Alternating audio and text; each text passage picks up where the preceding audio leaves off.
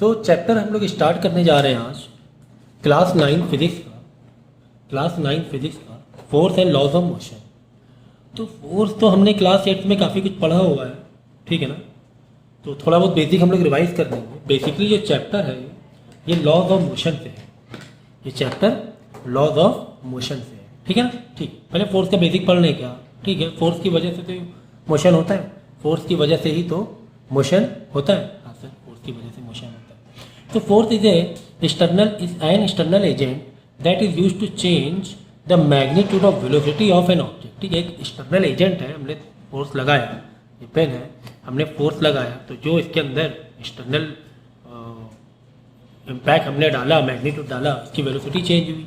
या फिर रेस्ट में था, पहले वेलोसिटी 0 थी, फिर वेलोसिटी समथिंग आ गई। वेलोसिटी मतलब स्पीड, वेलोसिटी मतलब स्पीड, ठीक है ना। ये सब तो मालूम है ना आपको। स्पीड क्या होती है, scalar quantity, velocity vector quantity. Speed में सिर्फ मैग्नीट्यूड चाहिए, वेलोसिटी में डायरेक्शन भी चाहिए कि वेलोसिटी यानी गाड़ी जो चल रही है वो नॉर्थ में कि साउथ में कि ईस्ट में वेस्ट में कितने एंगल पर है के हिसाब से चल रही है, ठीक है। निगेटिव है कि पॉजिटिव है। तो वेलोसिटी क्या है, vector quantity of speed. Velocity क्या है, vector quantity of speed. Okay, तो वेलोसिटी का मतलब क्या होता है, स्पीड। वेलोसिटी का मतलब होता है speed, but velocity vector quantity है, स्पीड स्केलर क्वांटिटी है, ठीक है। तो फोर्स के इफेक्ट यार सब ये सब बचपन से सीखा हुआ है। फोर्स लगाएंगे तो मोशन आ जाएगा, ठीक है। मोशन, गाड़ी को स्टॉप कर सकते हैं, गाड़ी को चला सकते हैं, बॉडी को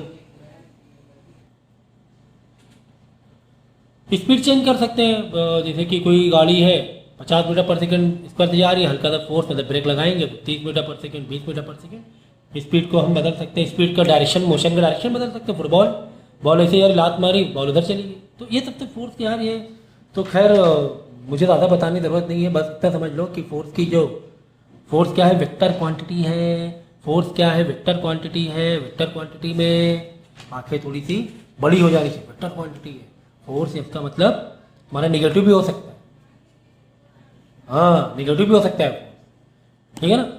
तो ये वेक्टर क्वांटिटी है। एसआई यूनिट इसकी क्या है, न्यूटन है। न्यूटन न्यूटन न्यूटन फोर्स का फॉर्मूला है कि आगे आएगा, force is equal to mass. उस मास को, उस बॉडी को, उस भारी वजन को तुमने क्या कर दिया, एक्सेलरेट कर दिया, एक्सेलरेशन। ये फोर्स का फॉर्मूला है।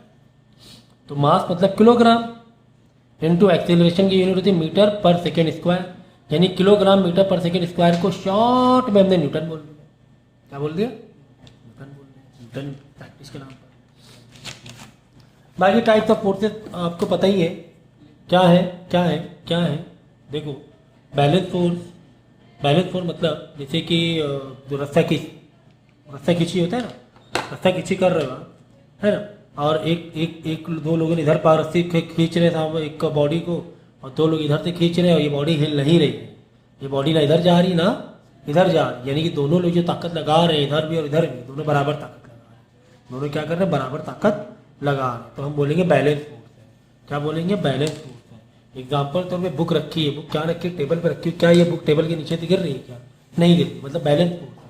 जो मास की वजह से जो फोर्स टेबल डाउनवर्ड लग रहा है, टेबल पे, टेबल भी पलट के उतनी फोर्स लगा रही, तभी ये ऐसे रखा हुआ है, ठीक है।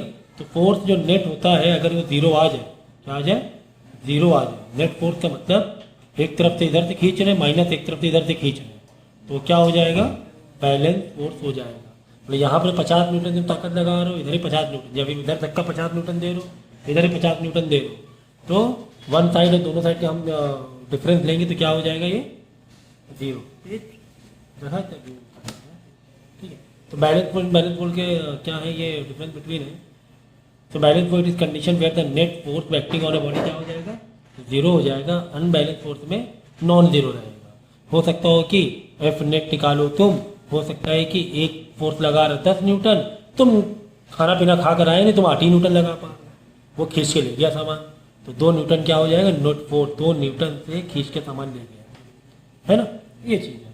इसका net acceleration zero, force zero तो एक्सेलरेशन जीरो, कि फोर्स इज इक्वल टू, अरे भाई force is equal to mass into acceleration. Force मतलब नेट फोर्स जीरो है, तो नीचे मास को डिवाइड कराओगे तो एक्सीलरेशन में क्या आ जाएगा, 0 आ जाएगा। सिंपल सी बात है। यहाँ पे नहीं, यहाँ पर तो नॉन जीरो होगा एक्सीलरेशन। ये क्या, body will be at rest और यूनिफॉर्म। बॉडी या तो रेस्ट में रहेगी तो रेस्ट ही में रहेगी, रुकी है तुम खींच रहे हो, वो भी खींच रहा है पकड़ के, रेस्ट में रहेगी। या यूनिफॉर्म में, यूनिफॉर्म मतलब कि गाड़ी जिस स्पीड में चल रही है उसी स्पीड में चल रही है, तुम फोर्स जो भी लगा रहे हो उस पर कुछ असर ही नहीं पड़ रहा, स्पीड कम हो रही ना ज़्यादा हो रही है, तब वहाँ पर भी बैलेंस फोर्स होगा, बॉडी विल बी मूविंग, तो बॉडी मूव करेगी। रेस्ट में ना रुक जाएगी, रेस्ट में तो चलने लगेगी, अगर चल रही है तो रुक जाएगी, ये भी होगा। हाँ ठीक है ना। तो ये सारी बातें फोर्स की हो गई। अब यहाँ पे लिखा हुआ एग्जाम पॉइंट ऑफ व्यू से कि बॉडी दैट रेट, हाँ अब हम लोग पढ़ेंगे, चलो इनर्शिया आगे पढ़ेंगे, इसी पर है। Body is at rest it will remain at rest, body with uniform motion will be remain in uniform until and external unbalance force is applied. Body अगर रुकी है तो वो रुकी रहेगी, बॉडी अगर मूविंग में है तो मूविंग होती रहेगी। कब तक, जब तक कोई एक्सटर्नल अनबैलेंस फोर्स ना लगाया जाए, जब तक कोई अनबैलेंस फोर्स ना लगाया जाए। ठीक है, ठीक है, समझ में आ गया। तो रेस्ट से मोशन पे हो जाएगा, मोशन से रेस्ट, गाड़ी चल रही है तुमने ब्रेक मार दिया है, इनबैलेंस फोर्स मारा, नेट फोर्स, ठीक है। तो force is required to change the state of the body. ये भाई तो वाली बात है, चलो आगे बढ़ा जाए तेजी से। तो first law of motion also known as law of inertia, ये आ गया मेन का। ठीक है, तो पहला जो मोशन का लॉ था वो इनर्शिया बोलते हैं। क्या लॉ था, यही लॉ था।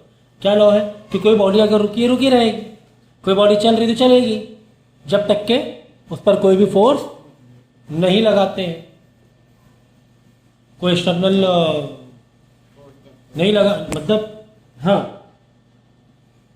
ऐसे कहो, इसे जैसे कि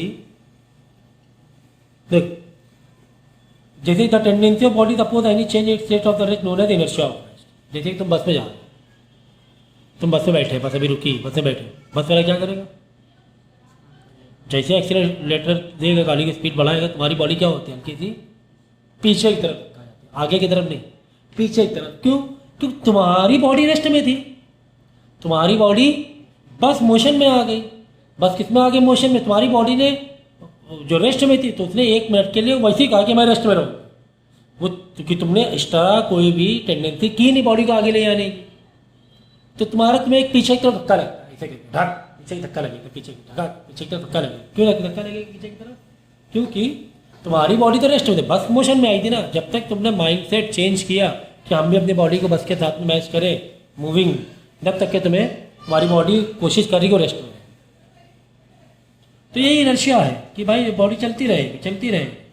अब जैसे बस चल रही है, तुम भी चल रहे हो बस के साथ में, बस में बैठे, तुम्हारी बॉडी मूविंग पे, बस ने ब्रेक मार दिया अचानक, तो अपने बॉडी को ब्रेक नहीं मार पाए, तुम्हारी बॉडी तुम्हें आगे की तरफ तुम आगे गिर जाओगे, तो तुम्हें भी अपनी बॉडी को ब्रेक मारना। तो वही कह रहा है इनर्शिया कि वो एक टेंडेंसी होती है कि बॉडी जिस पोजीशन में उसी पोजीशन में रहना चाहेगी, जब तक कि कोई एक्सटर्नल फोर्स ना लगा है अपने ऊपर, है कि नहीं। यही है पहला लॉ है न्यूटन का पहला लॉ, इनर्शिया, याद रखना। ठीक है, समझ में आ गया। तो inertia of rest, inertia of motion, inertia of direction. Inertia of rest मतलब भाई बॉडी तुम्हारा रेस्ट में रहना चाहती है। ये देखो पेन है, पेन रेस्ट में रहना चाहता है, नहीं हिलना चाहता जब तक कि हम फोर्स ना लगा। बॉडी इनर्शिया ऑफ मोशन, ये पेन है, ये मोशन में रहना चाहता है जब तक कि हम इसे रोके ना, लेकिन तो रुक गया। ये पेन जो अगर चल रहा है ये रुकेगा नहीं, रुकना नहीं चाहिए। इनर्शिया के फर्स्ट लॉ के हिसाब से रुकना नहीं चाहिए जब तक कि कोई इस पर एक्सटर्नल फोर्स ना लगे, लेकिन तो रुका जा रहा है। सर ये क्या काम नहीं कर रहा है क्या? इस पर इनर्शिया लॉ काम नहीं कर रहा है क्या? सर काम कर रहा है। कैसे काम कर रहा है कि पेन जो रुक रहा है ना, इस पर एक्सटर्नल फोर्स लग रहा है। कितना फोर्स लग रहा है एक्सटर्नल? ग्रेविटी है, फ्रिक्शन है, यही चीज़ है ना, जहाँ पर ग्रेविटी ना हो, जीरो ग्रेविटी हो स्पेस में, और पीछे इसको हम हल्का धक्का दे दें तो ये पेन है ना बढ़ता ही जाएगा, आगे रुकेगा ही नहीं, जब तक कि अगर कुछ भी इस पर फ्रिक्शन या फिर कुछ ग्रेविटी नहीं लगे तो वो चलता ही रहेगा। ठीक है यार, ठीक है। तो इनर्शिया मोशन में तो कोई बॉडी मोशन पे है वो चलती रहेगी जब तक कि उस पर कोई एक्सटर्नल फोर्स ना लगा। इनर्शिया डायरेक्शन मतलब जिस डायरेक्शन में बॉडी जा रही उसी डायरेक्शन जाती जाएगी जब तक कि कोई इसको टर्निंग या कुछ एक टर्निंग फोर्स ना, एक फोर्स ना लगा मोड़ने के लिए। ऐसे मोड़ा फिर ये मुड़े, ऐसे जा रही ऐसे जा रही, जैसे ऐसे मोड़ा फिर ये मुड़ेगी। तो ये चीज़ हो गया inertia of rest, inertia of motion, inertia of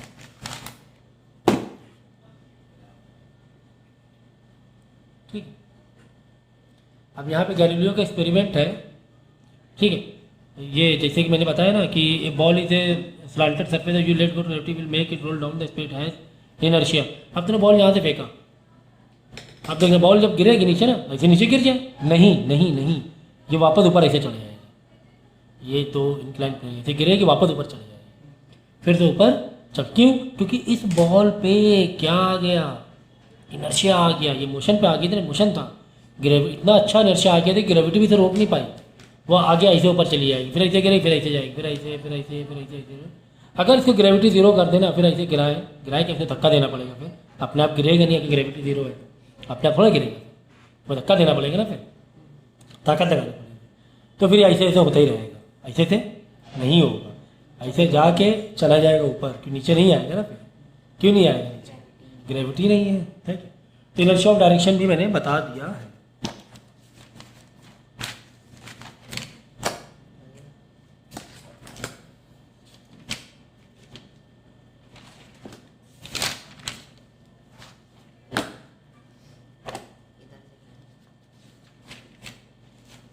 ठीक है, चलो अब नया टॉपिक पढ़ रहे हैं हम लोग, मास। उसके बाद सेकंड लॉ में आएंगे।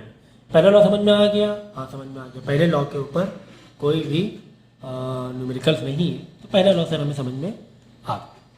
ठीक है, तो mass is the mass is the measure of actual content present in a body. ठीक है, जो मॉलिक्यूल्स हैं उसे मास बोलते हैं हम लोग। इसके साइज किलोग्राम होती है, स्केलर क्वांटिटी होती है, इसमें डायरेक्शन इससे मतलब नहीं, जितना मास उतना है मास, और इसको डिनोट करते हैं एम से, मास से। ठीक है, तरीके आने चाहिए। ठीक है, इसके बाद देखिए मोमेंटम। तो मोमेंटम क्या होता है? मास हमने समझ ना, वजन उसका, नॉट वजन एक्चुअली मॉलिक्यूल्स। और उस मास ऑफ बॉडी को अगर हम क्या दे दें, वेलोसिटी दे दें, स्पीड दे दें। समझो एक बॉल है, बॉल पर मास होता है, उस बॉल को हम क्या कर दें, वेलोसिटी दे दें, वेलोसिटी दे दें। ठीक है,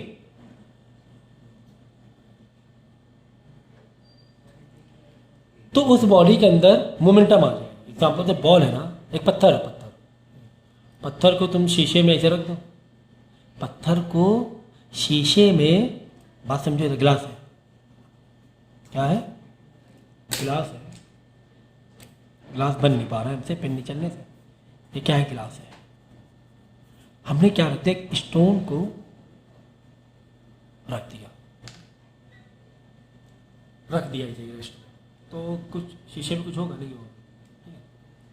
और ये स्टोन को अगर हमने उठाया और इसको एक स्पीड से फेंक कर मारा शीशे में, इसको हमने वेलोसिटी दे दी, तो शीशा क्या हो जाएगा, टूट जाएगा, शीशा टूट जाएगा। क्यों टूट जाएगा? क्योंकि इस बॉडी के अंदर मोमेंटम आ गया।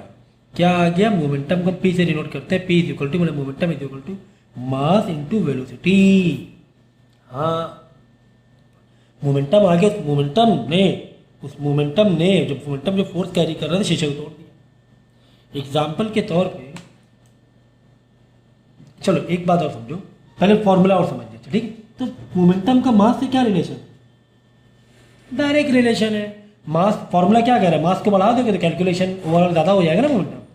अरे भाई 2 × 3 = 6, हम मास के 4 × 3 = 12, मोमेंटम बढ़ नहीं गए, तो मास बढ़ाएंगे तो मोमेंटम बढ़ जाएगा।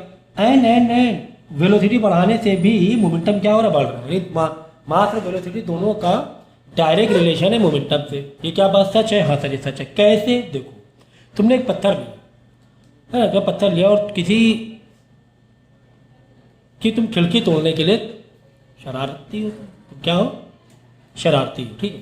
तुम्हें किसी खिड़की तोड़नी है कांच की, तुमने क्या किया, पत्थर उठाया और उस शीशे में मारा, दूर से, नीचे से सेकंड फ्लोर में मारा, सेकंड फ्लोर में खिड़की, तो क्या हुआ, शीशा नहीं टूटा। पत्थर तो बस छोटा सा पत्थर था, शीशा नहीं टूटा, ठीक है। तुमने क्या किया, तुम्हारे पास ½ kg का पत्थर था और तुमने 2 मीटर/सेकेंड वेलोसिटी से पत्थर फेंका, शीशा नहीं टूटा। क्यों नहीं टूटा? क्योंकि इसका मोमेंटम कितना आ रहा है, 0.5 × 2 1 kg/m/s। ये मोमेंटम आया, तो ये मोमेंटम दरअसल काफ़ी नहीं था तोड़ने के लिए, ये मोमेंटम शीशे को तोड़ना काफ़ी नहीं था। अब तुम्हारे पास, तुमने पढ़ाई अच्छी की थी, शरारती हो तुम, लेकिन तुमने पढ़ाई अच्छी की हुई थी।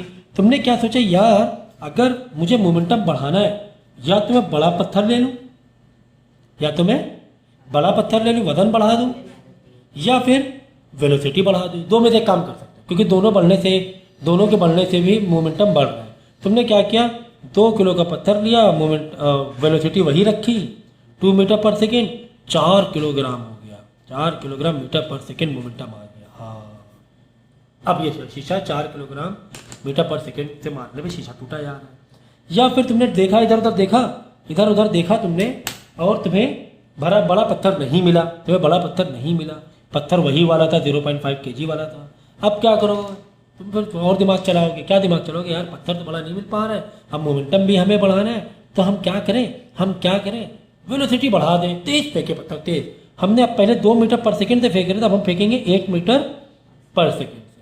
तो 0.5 × 8, 4 किलोग्राम मीटर पर सेकेंड हो गया। देखो, बिना वजन बढ़ाए भी तुमने मोमेंटम को उतना कैरी कर ले वेलोसिटी बढ़ा के, तभी तो बुलेट होती है गन की, बॉडी के आर पार हो जाती है। क्यों?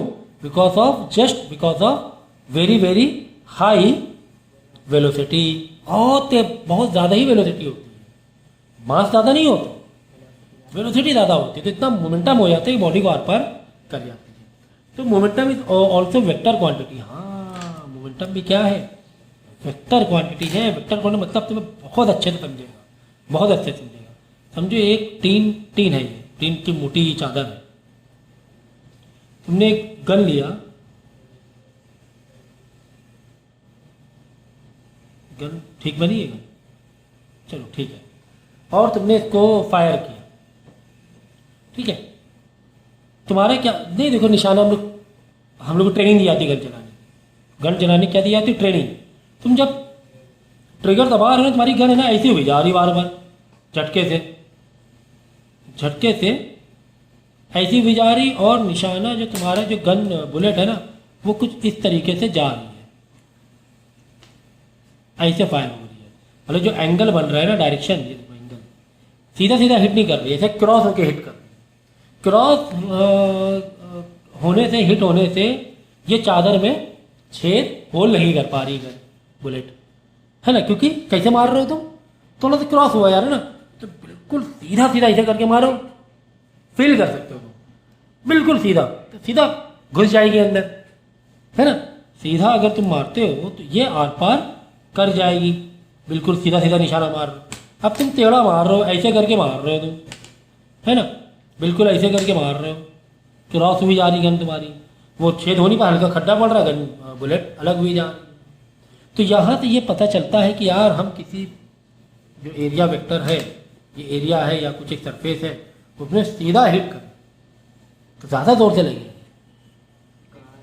अगर ऐसे करेंगे, नहीं ज़्यादा मेरा हाथ हिल पा रहा है, ये देखो, ये हाथ में रहेगी, ये है ना, दीवार तोड़नी, तो अगर हम ऐसे करके दीवार ही तोड़नी है, और जो हैमर है तुम ऐसे क्रॉस मार रहे हो, जल्दी टूटेगी नहीं, सीधा मारोगे, या कील ठोक रहे हो तुम, क्रॉस मार रहे हो, सीधा मारो, जल्दी ठोकेगी कील, ज़्यादा अच्छी एनर्जी आएगी।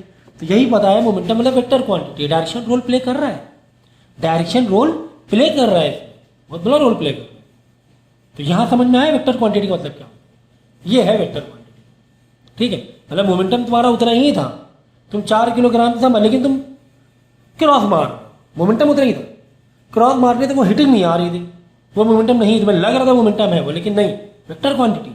आगे कॉस थीटा लगेगा, अगर कॉस तुम्हारा एंगल अलग बदला तो ओवरऑल क्वांटिटी को कम कर देगा, ओवरऑल मोमेंटम को कम कर देगा, ठीक है ना।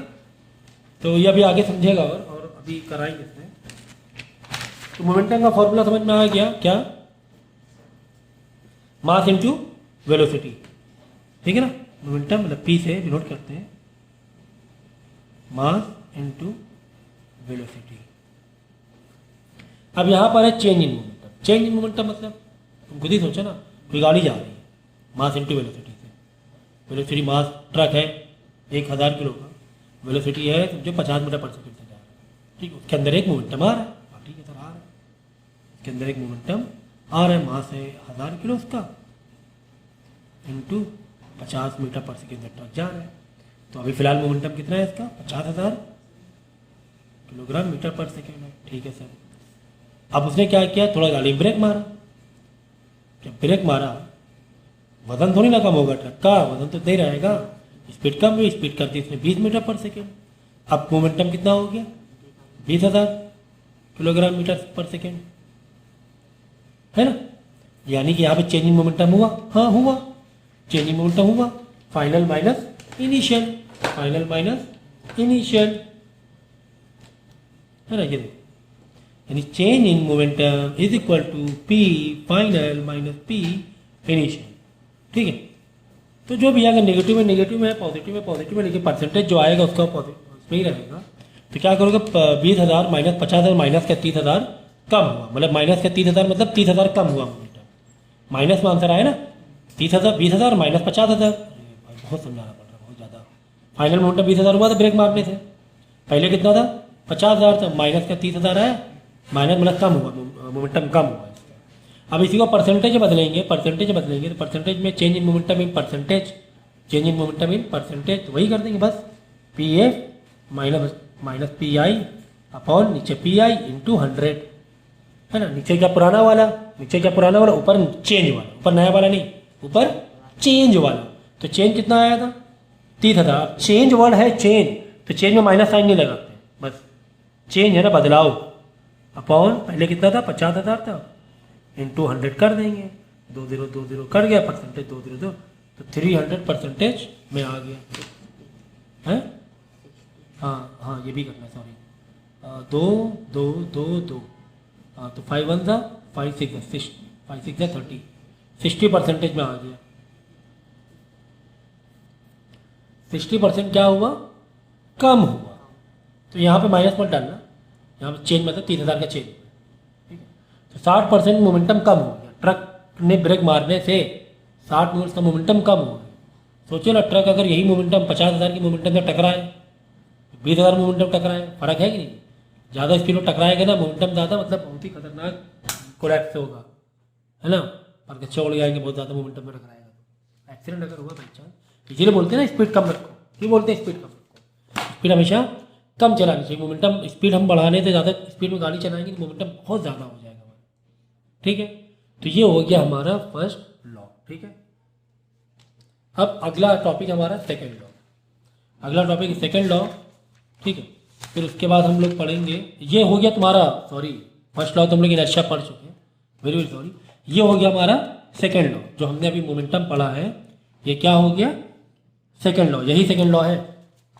ये मोमेंटम वाला टॉपिक पढ़ा, यही क्या है, सेकेंड लॉ ऑफ मोशन है, ठीक है ना। तो फर्स्ट लॉ क्या था, इनर्शिया था। सेकेंड लॉ क्या था, मोमेंटम वाला, ठीक है ना।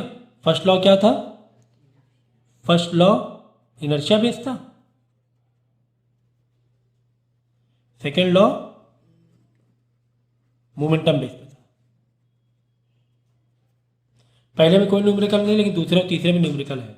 और जो थर्ड लॉ होगा एक्शन रिएक्शन पर होगा, क्या होगा,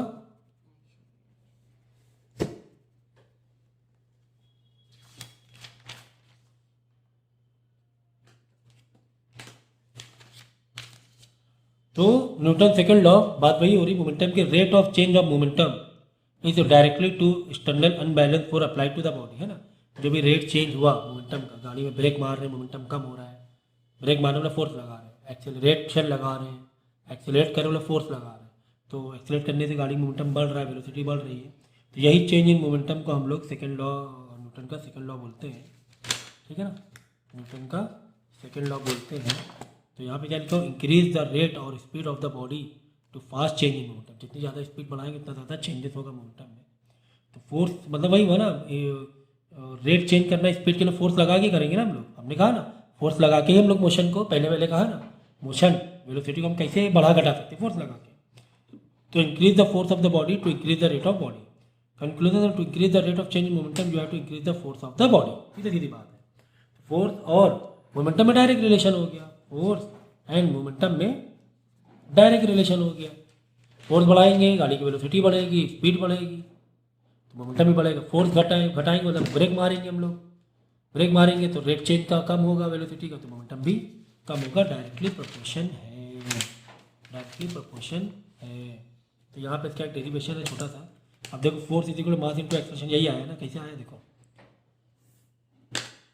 फोर्स इज इक्वल, फोर्स का डायरेक्ट रिलेशन क्या बोला हमने, चेंज इन मोमेंटम से डायरेक्ट रिलेशन अभी बताया ना, चेंज इन मोमेंटम से डायरेक्ट रिलेशन है, फोर्स बढ़ाएंगे तो मोमेंटम बढ़ेगा with respect of time, time के साथ, टाइम तो चल ही रहा है ना, हम गाड़ी की स्पीड बढ़ा रहे हैं तो टाइम के रिस्पेक्ट में बढ़ा रहे हैं, ठीक है ना, यानी फोर्स इज इक्वल टू एक ये चेंज इन पी का मतलब क्या हुआ, momentum final momentum minus initial momentum upon time, force is equal to final momentum का फॉर्मूला ओपन कर दो, M V minus M V मतलब फाइनल वाला, पी मतलब क्या फॉर्मूला, मोमेंटम इंटू वेलोसिटी, ये ओपन किया, माइनस अगेन एम वी लेकिन कौन वाला, इनिशियल वाला, मोमेंटम इनिशियल वाला upon T, F is equal to ये फाइनल या इनिशियल, एम कॉमन बाहर निकाल लिया, ट्रक का मास या किसी गाड़ी का बॉडी का मास थोड़ा चेंज हो रहा है, तो वेलोसिटी फाइनल माइनस अंदर क्या बचा, वेलोसिटी इनिशियल बचा, मास कॉमन निकाल लिया upon time, F is equal to final velocity initial velocity upon T का मतलब ही क्या होता है, अरे भाई एक्सप्रेशन फॉर्मूला क्या है, V minus U upon T है final velocity, initial velocity upon time, तो यू है ना final velocity U upon time, यानी एम यहाँ से आ जाएगा ए, इसका मतलब क्या हुआ ए, अरे भाई यही तो ना एक्सीलरेशन, यही तो एक्सीलरेशन है, बस आगे फोर्स का फॉर्मूला लो, डेरिवेशन भी तुमने सीख ली, डेरिवेशन भी सीख ली, तो समझ में आया क्या, सेकेंड लॉ ये है, सेकेंड लॉ आपका मोमेंटम का।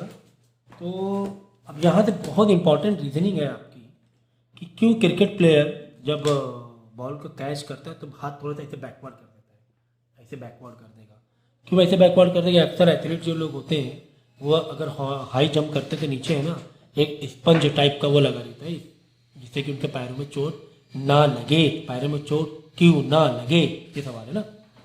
तो जैसे कि हमने कहा कि इम्पैक्ट ऑफ फोर्स यानी force is equal to mass into acceleration, acceleration बढ़ेगा तो फोर्स भी बढ़ेगा, ये बातें हमें समझ में आ गई, हाँ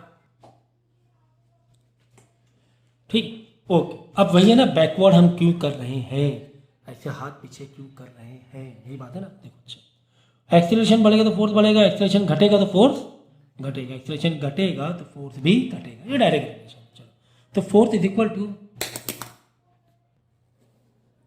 ठीक है, तो एक्सेलरेशन घटेगा तो मतलब फोर्स भी घटेगा, ठीक है ठीक है। तो हमने क्या किया, एक्सेलरेशन को ओपन कर देंगे, ओपन कर लिया सर, क्या v minus you final velocity minus in upon T, हाँ अच्छा। अब यहाँ से देखो, यहाँ के रिलेशन देखो, टी और एफ में क्या रिलेशन मिला, टाइम अगर बढ़ा, टाइम अगर बढ़ा तो फोर्स क्या होगा, कम होगा भाई। टी और एफ में इनवर्स रिलेशन नहीं दिख रहा है, टी अपॉन में है, डिवाइड में है, कोई भी चीज़ का डिवाइड वैल्यू वैल्यू बढ़ाओगे तो कैलकुलेशन में वैल्यू कम नहीं हो जाएगी ओवरऑल, टी क्या है डिवाइड में, एक्सीलरेशन डायरेक्ट है लेकिन एक्सीलरेशन जब हमने ओपन किया वेलोसिटीज का तो डायरेक्ट रिलेशन हो रहा है, ऊपर ऊपर है न्यूमरेटर में, लेकिन टी कहाँ आ गया डिवाइड में आ गया, कोई भी चीज़ डिवाइड में है तो इनवर्स रिलेशन होता है, टी हम डिवाइड वैल्यू बढ़ा दें, सोचो हम डिवाइड पहले 50 से कर रहे हैं 100 से कर रहे हैं तो ओवरऑल वैल्यू कम नहीं हो जाएगी, फोर्स कम हो जाएगा, तो टाइम बढ़ाने से फोर्स क्या हो रहा है कम, हाँ यही पढ़ा रहे क्रिकेट बॉल। तो हो क्या रहा मालूम है, अगर ये प्लेयर अपने हाथ को बैक ना करे, बॉल को पकड़ने के लिए ज़्यादा टाइम ना ले, टाइम कम ले, उसके हाथ में फोर्स ज़्यादा जोर से लगेगा, तो क्या करता है मालूम है, बॉल को पकड़ने के लिए टाइम है ना ऐसे करके ज़्यादा करके लेता है, पहले बॉल 0.1 सेकंड में पकड़ ले रहा था जस्ट करके ऐसे करके, अब ले रहा है वो 1-2 सेकंड में, कैसे कर रहा है ऐसे करके पीछे करके कर रहा है, 2 सेकंड में कर रहा है, तो टाइम बढ़ने से उस बॉल का एक्सीलरेशन क्या हुआ घट गया, टाइम बढ़ेगा तो एक्सीलरेशन क्या हो जाएगा, अरे भाई वो देखो v माइनस यू है, v की वैल्यू v माइनस यू समझो 20 आ रही है, 20 डिवाइड बाई 2 कितना होता सा आंसर आया, और 20 डिवाइड बाई 4 टाइम ले लो 4 सेकेंड तो 5 नहीं हो जाएगा एक्सीलरेशन, तो एक्सीलरेशन कम होगा तो फोर्स भी कम लगेगा, हमने टाइम बढ़ाया, टाइम बढ़ाने से ये वाली वैल्यू क्या हो जाएगी कम हो जाएगी, पूरा क्या हो this is what this is acceleration, acceleration कम हुआ है ना, डिवाइड वाली वैल्यू बढ़ा दोगे तो वैल्यू कम हो जाती है ना ओवरऑल, एक्सीलरेशन कम हुआ, एक्सीलरेशन कम हुआ फोर्स, तो एक्सीलरेशन कुल मिलाकर एक्सीलरेशन को कम किया जाता है, जिससे कि फोर्स क्या हो जाए टाइम के रिस्पेक्ट में एक्सीलरेशन कम किया जाता है, ऐसे कम करके, ठीक। एग्जांपल के तौर पे अगर वो जो एथलीट को हाई जंप करते हैं तो कैसे स्पंज जैसा करके होता है, ये पैर जब पड़ता है ज़मीन में घर से इम्पैक्ट नहीं पड़ता है, जस्ट इंस्टेंटेनियस सेकेंड में बिल्कुल उसी पॉइंट पे नहीं, क्या करता है, थोड़ा सा जब जब जब मारता है तो उसके पैर है ना, जब स्पंज में पड़ते हैं या एयर बैग में पड़ते हैं तो ऐसे धीरे धीरे ऐसे करके फिर ऐसे ऐसे ऐसे करके होता है ना। तो वो क्या होता है, जब बॉडी का मोमेंटम आता है ऊपर उस स्पंज के ऊपर, तो मोमेंटम जब आता है तो बहुत ज़्यादा मोमेंटम है, वेलोसिटी से नीचे से कूद रहा है वो, उसके बाद भारी वजन है। तो अब उस मोमेंटम को कैसे कम करें, उस मोमेंटम कम करने के लिए उसको एक्सेलरेशन उसका कम करेंगे हम लोग। तो एक्सेलरेशन कैसे कम करेंगे, ऐसे करके धीरे से, है ना। टाइम ज़्यादा ले लिया हमने, रोकने के लिए टाइम ज़्यादा ले लिया, रोकने के लिए टाइम ज़्यादा ले लिया। तो जब टाइम ज़्यादा ले लेंगे तो एक्सेलरेशन कम हो जाएगा, एक्सेलरेशन कम होगा तो फोर्स भी कम होगा और इम्पैक्ट इतना ज़्यादा नहीं पड़ेगा हमारी बॉडी में, डैमेज होने से बचाएगा। तो कोई भी रीजनिंग आ जाए, अब इससे रिलेटेड कोई भी रीजनिंग आ जाए तो you will be able to do. Okay, मेरे ख्याल से सेकंड लॉ भी हो गया, थर्ड लॉ रह गया, तो वो नेक्स्ट लेक्चर में हम लोग कंटिन्यू करेंगे, साथ में न्यूमेरिकल भी नेक्स्ट लेक्चर में।